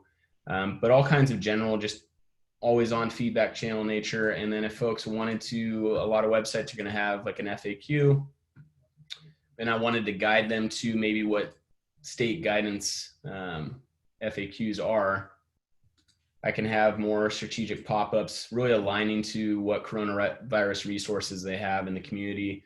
So again, just the ability to constantly communicate with your community members, whether those are internal or with your guardians or students going forward. So those were a couple projects that we had pre-baked. I will show you real quick a landing page if anyone was interested in looking at some of the free resources as well. So we've come out with about 20 free resources regarding COVID. So for example, I know a lot of folks within ESD 101 have launched this return to work pulse.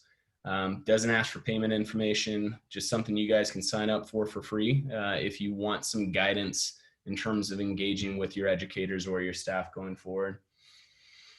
So though I will pause there real quick, see if there are any initial questions, and then if not, we can go into the breakout session. But was there any questions on the chat that we could address?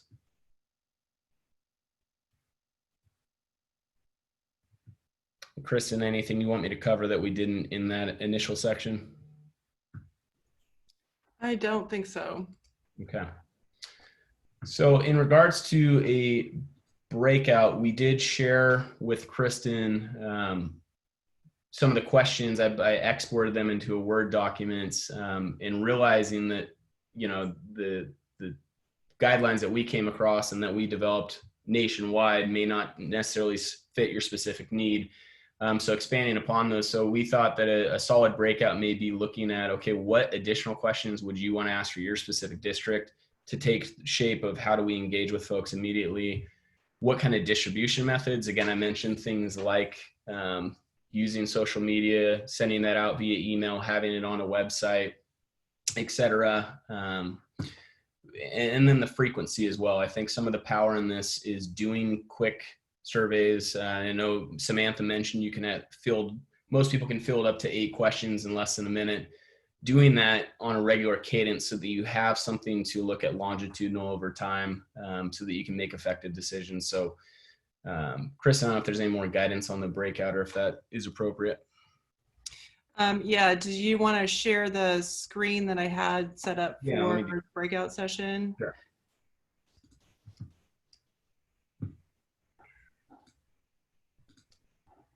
Okay, so when you go into your breakouts, this breakout's going to be much shorter. We're going to do 15 minutes together in small groups. If you're in a district and you don't have a team with you today and it's just you by yourself, what we're trying to do is to group similar sized districts together, those people who are in singles, so that you don't have to do this work by yourself. It's a lot more effective and more fun when you can collaborate with partners. So don't worry if you are a single person, we will find someone for you. So these are the questions that I thought would be helpful for us to work on when we depart from each other for like 15 minutes.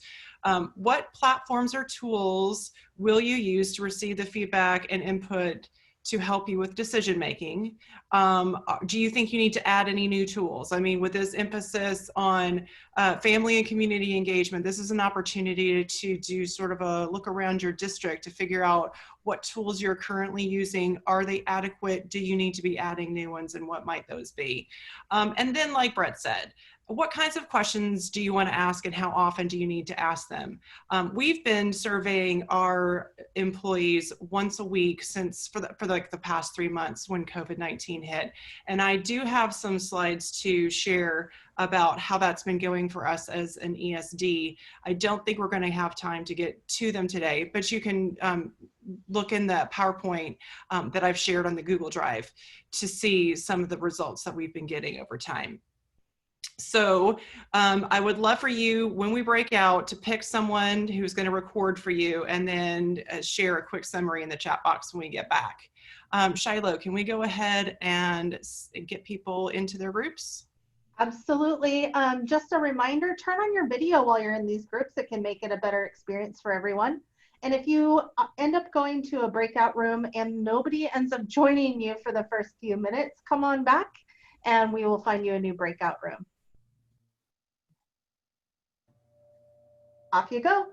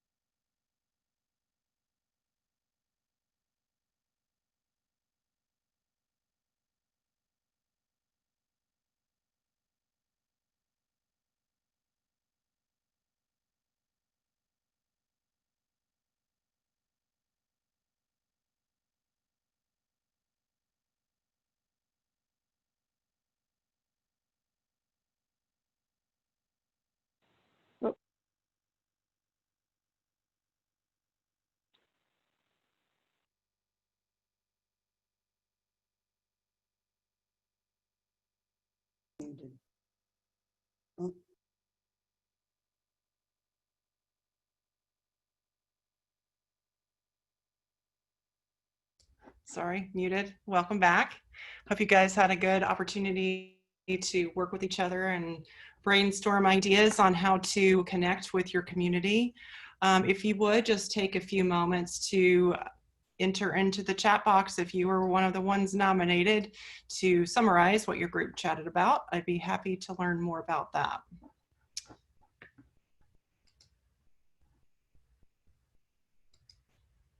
So I'm just going to briefly touch on the pulse surveys that we have done at ESD 113 since COVID-19 hit.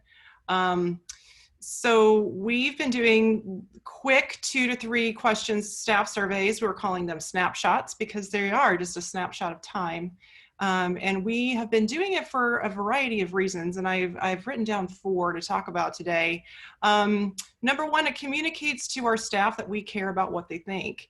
It's a way for leadership to connect on a weekly basis, and we want people to feel like they are remaining connected to their work and to their colleagues.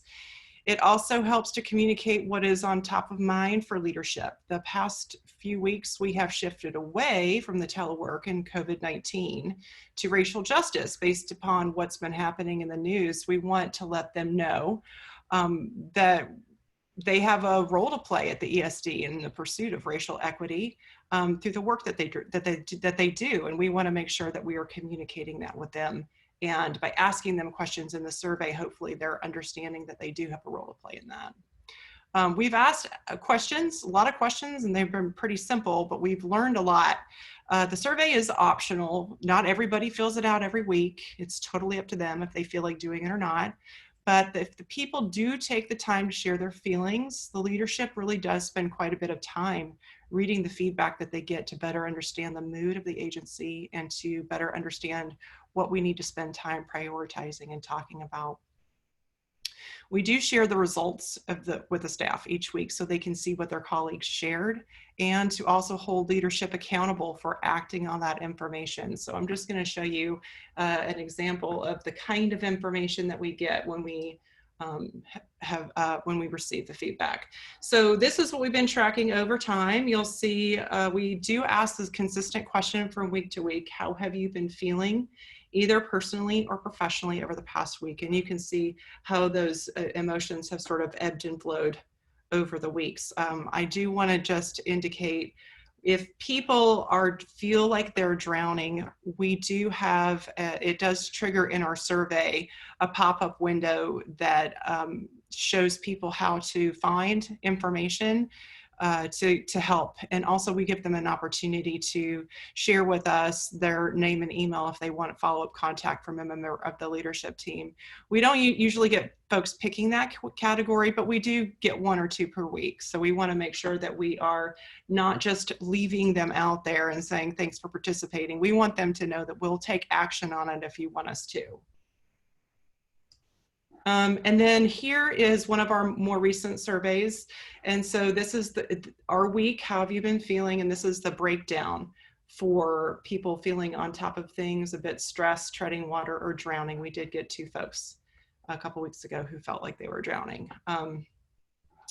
And you'll notice that we have a bar chart here that, interestingly, depending on what's happening in the news or with COVID-19, or this one specifically is around the recent news about the racial justice, people have been, different categories get different responses every week. So it evolves all the time.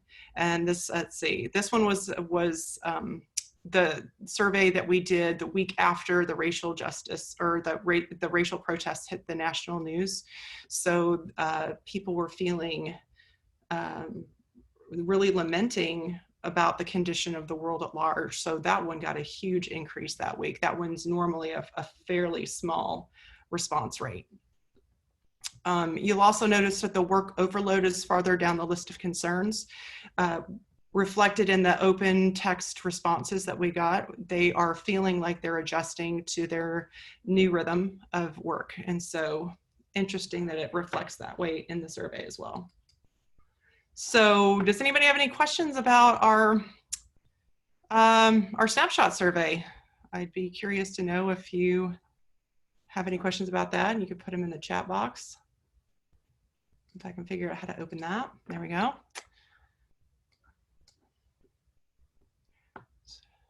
Let's see.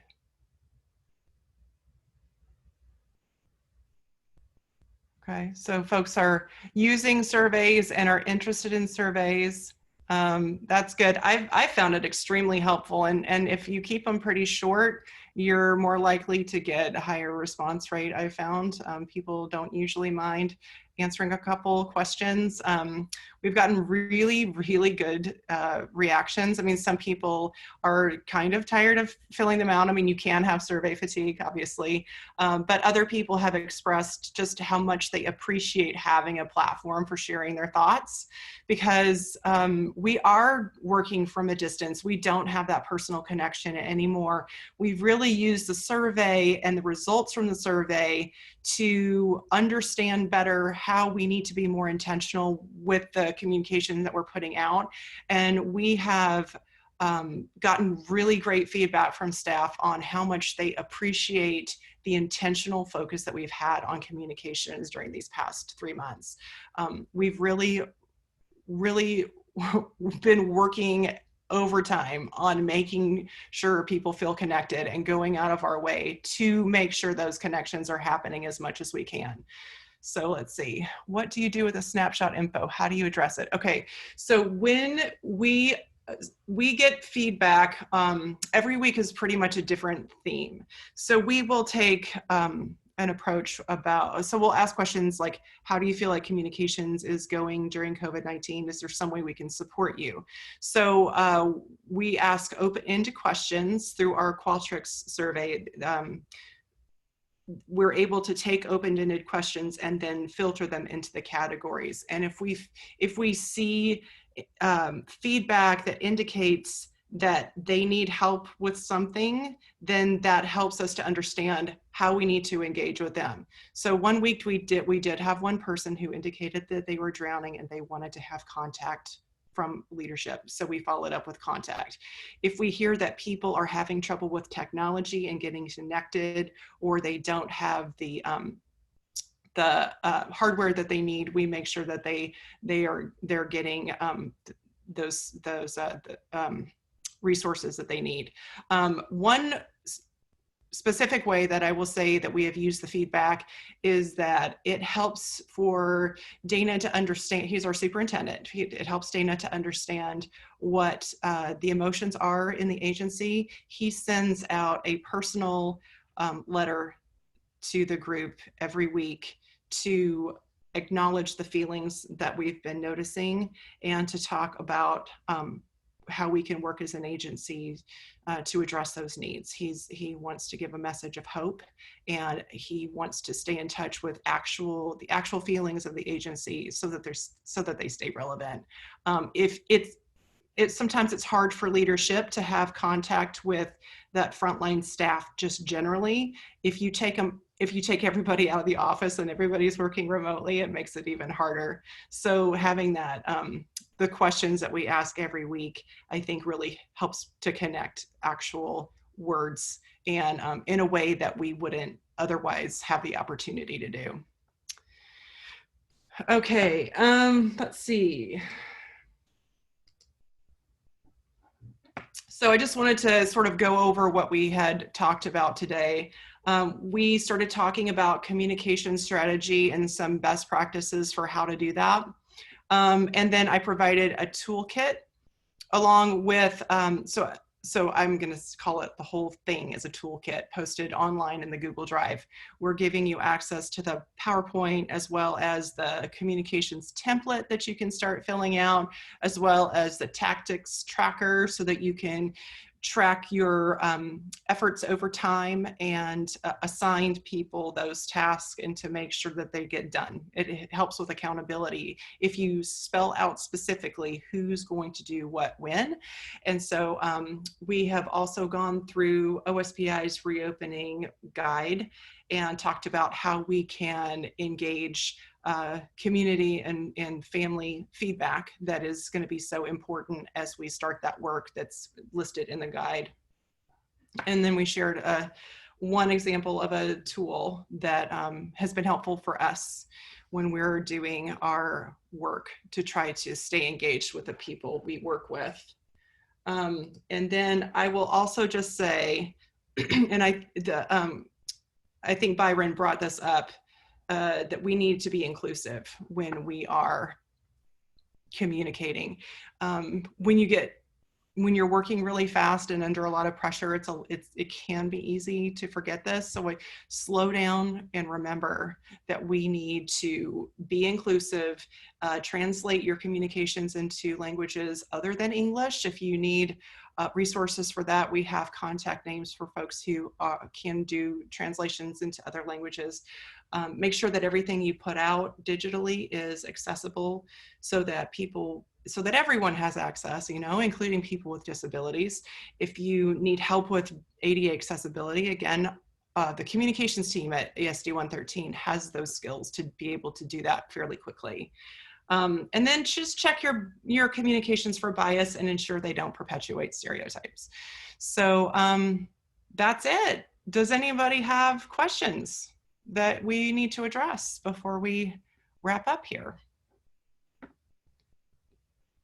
Any parting questions or thoughts or concerns? I mean, did I say something that you were thinking you're insane? Let me follow up on that and question your thinking.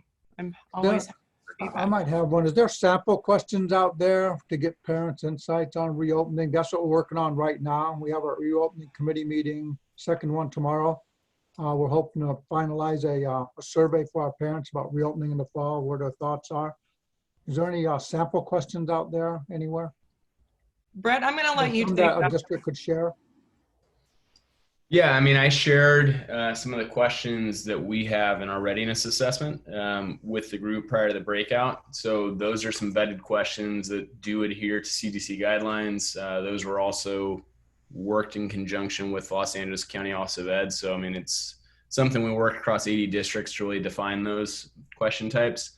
There's another tool set. There's an organization called the New Teacher Project, and they shared a whole bank of survey items that I'd be happy to share with Kristen, and she could pass that along to you guys as well. Thank you.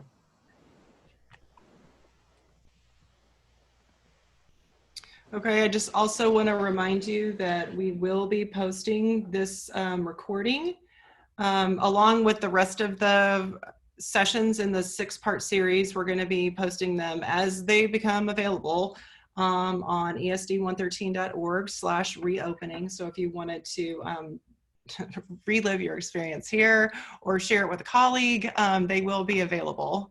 And then I just wanted to thank you for joining me today, and thank our friends from Qualtrics for joining us as well and sharing their knowledge. If you want more information, I'm here. This is my email and phone number. This is my cell phone because I am working remotely. Feel free to reach out and ask any questions. Feedback is always good too. I'm always happy to learn. And I feel like we all have a lot to learn, right? We can all get better all the time. So feel free to reach out to me. I'm always happy to help if you have additional ideas or questions. So, okay, thanks for joining me.